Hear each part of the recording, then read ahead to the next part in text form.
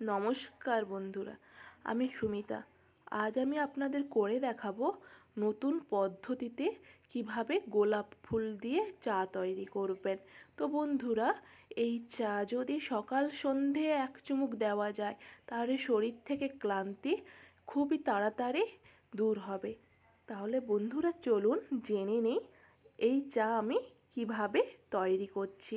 তা প্রথমে আমি এখানে নিয়েছি 2 কাপ লিকুইড দুধ, আর নিয়েছি 2 চামচ চায়ের পাতা, 2 চামচ চিনি, আর নিয়েছি একটি বড় সাইজের গোলাপ, নিয়েছি দারচিনি, 6 থেকে 7টে বড় এলাচ, নিয়েছি লবঙ্গ, নিয়েছি জয়িত্রী, আর নিয়েছি কিছুটা গোলমরিচ, নিয়েছি 1 চিমটে কেশর, 2টি পুদিনা পাতা, 1টি তেজপাতা ও 2টি তুলসী পাতা।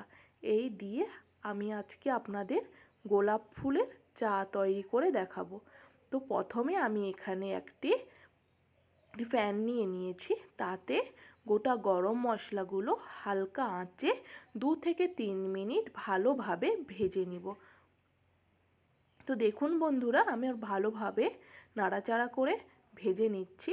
ও ভাজা হয়ে গেলে আমি এটিকে সাইডে রাখবো এবং গুঁড়ো করে নিব, এবং একটি পাত্র বসিয়ে দিব, তাতে দিয়ে দিব আমি যে লিকুইড দুধটা 2 কাপ নিয়েছিলাম ওটা আমি দিয়ে দিচ্ছি, এবং আর দিয়ে দিব ওই সেম কাপে 1 কাপ জল।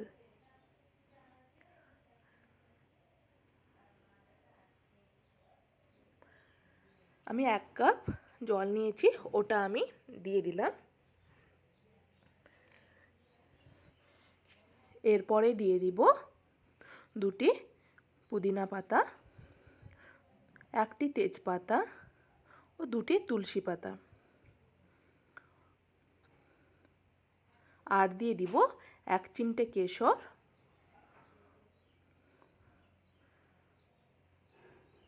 ও 5 থেকে 6টা গোলাপের পাপড়ি, এবং ভালোভাবে একটি হাতা দিয়ে আলতো হাতে আমি নাড়াচাড়া করব।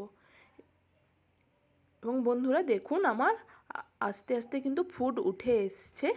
এরপরে আমি দিয়ে দিব 2 চামচ যে চায়ের পাতাটা রেখেছিলাম ওটা আমি লিকুইড দুধটা যে ফুটছে ওতে আমি দিয়ে দিব, এবং একটি হাতা দিয়ে নাড়াচাড়া করতে থাকো। দেখুন বন্ধুরা কত সুন্দর কালার এসছে। এরপরে দিয়ে দিব যে গরম মশলাগুলো আমি ভেজে রেখেছিলাম, ওটা গুঁড়ো করে নিয়েছি, ওটা দিয়ে দিব, এবং দিয়ে দিব 2 চামচ চিনি, এবং একটি হাতা দিয়ে আবার নাড়াচাড়া করব।